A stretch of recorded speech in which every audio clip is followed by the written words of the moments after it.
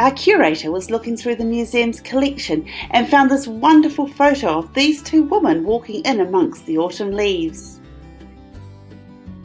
We thought, why not create some autumn fun at home? Take a look around outside. What colours do you see?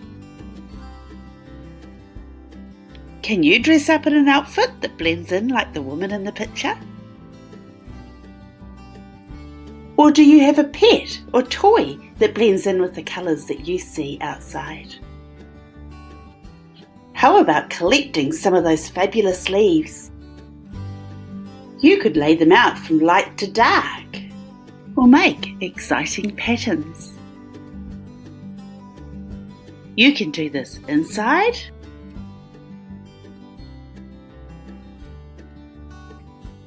or outside.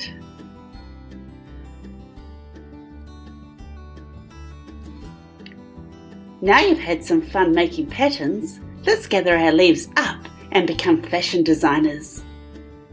Cut, arrange and glue your leaves and have some fun creating your own fantastical autumn clothing range.